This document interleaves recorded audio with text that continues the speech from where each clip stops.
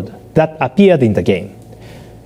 After that announcement, the game's producer, Mr. Aonuma, posted a screenshot on the Legend of Zelda series community in Miiverse.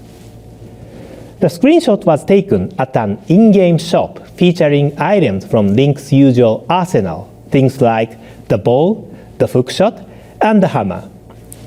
In previous Zelda games, there was this sort of unwritten rule that said you could only get a new item at a new dungeon, and that puzzles in that dungeon would primarily be solved using this new item.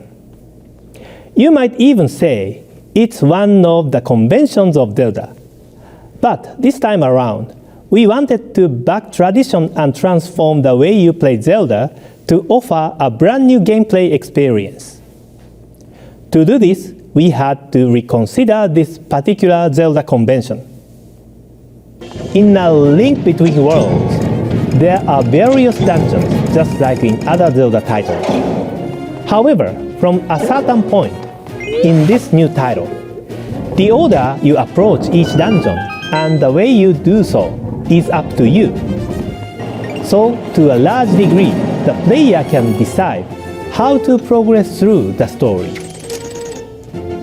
Now, the shop you saw earlier plays a very important role. It's called Ravio's shop, and most items are immediately available there, near the beginning of the game. That way, the player can decide which item to rent and eventually purchase based on the dungeon they choose to challenge next.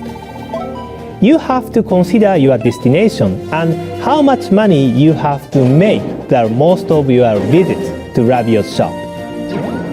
I hope you enjoy the flexibility provided by this unique Zelda adventure.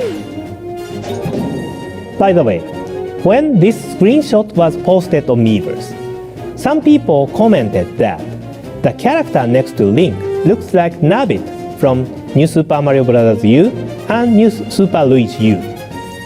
He sure does look like Nabbit, doesn't he? Well, unfortunately, he has nothing to do with the Mario series. In fact, his name is Ravio, hence the name of his shop. The Zelda